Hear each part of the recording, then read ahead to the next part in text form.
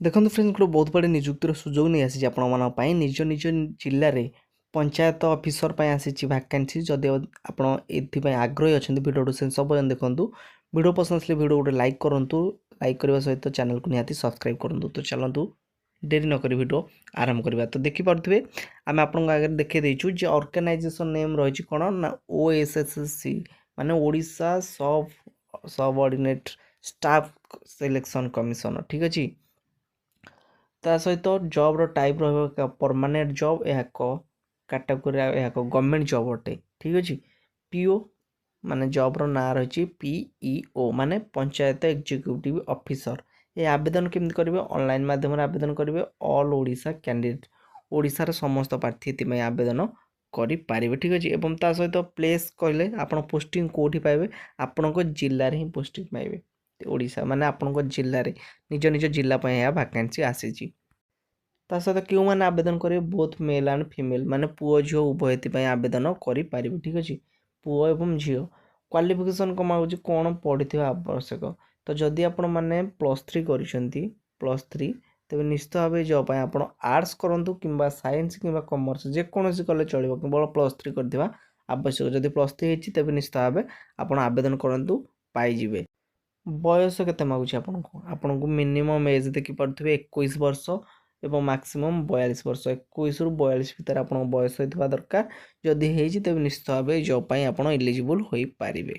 Next କଥା କହିବାକୁ ଗଲେ ସାଲାରୀ, ମେନ୍ ପଏଣ୍ଟ ଆପଣ ବହୁତ ଜଣ ପଚାରୁଥିଲେ ସାଲାରୀ କେତେ? ନା PO panchayat executive officer salary ହେଉଛି 21,700ରୁ 69,100 ପର୍ ମନ୍ଥ। ମାନେ ଏହା ଏକ ଗଭର୍ଣ୍ଣମେଣ୍ଟ ଜବ୍। ଏହା ବେସିକ୍ ସାଲାରୀ ଆମର ମିଳୁଛି 21,700। ତା ସହିତ ଗ୍ରେଡ୍ ପେ ଅଛି, HR ସବୁକିଛି ଅଛି ସେଥିରେ। ତା ସହିତ ସେ ଆଗକୁ ବି ଆପଣଙ୍କର ବଢ଼ିବ।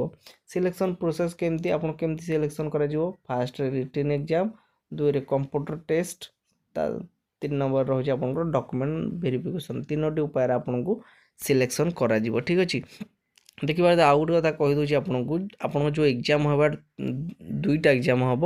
ଗୋଟେ ହେଉଛି ପ୍ରିମିୟର ଆଉ ଗୋଟେ ହେଉଛି ମେନ୍ ଏକ୍ଜାମ୍, ଠିକ୍ ଅଛି। ପ୍ରିମିୟରରେ ଆଉ ଗୋଟେ ମେନ୍। ଦେଖିପାରୁଥିବେ ଏକ୍ଜାମ୍ ପାଟର୍ନ କ'ଣ ରହୁଛି? ଏକ୍ଜାମ୍ ପାଟର୍ନ ଯେଉଁଟା ପ୍ରିମିୟରରେ ଆପଣଙ୍କର ରହୁଛି ମଲ୍ଟିପୁଲ୍ କୋଶ୍ଚିନ୍ ଆପଣଙ୍କର ହେବ। କୋଶ୍ଚିନ୍ ଆପଣଙ୍କର 180ଟା କୋଶ୍ଚିନ୍ ଆସିବ ଏବଂ 180 ମାର୍କ। ଗୋଟେ ମାର୍କ ଲେଖାଏଁ ଗୋଟେ କୋଶ୍ଚିନ୍। ଏହା 3 ଘଣ୍ଟା ଆପଣଙ୍କୁ ଟାଇମ୍ ଦେବେ। କିନ୍ତୁ ତା ସହିତ ଦେଖିପାରୁଥିବେ ନେଗେଟିଭ୍ ମାର୍କିଂ ବି ଅଛି। ଯଦି ଗୋଟେ ଆପଣ ଭୁଲ ଦେଇ ଦେଉଛନ୍ତି ରଙ୍ଗ, ତା -50% ଆପଣ ମାନେ ହାଫ୍। ଯଦି 2ଟା ଆପଣ ଭୁଲ କରିଦେଉଛନ୍ତି ତାହେଲେ ଗୋଟିଏ ମାର୍କ କଟିଯିବ, ଠିକ୍ ଅଛି।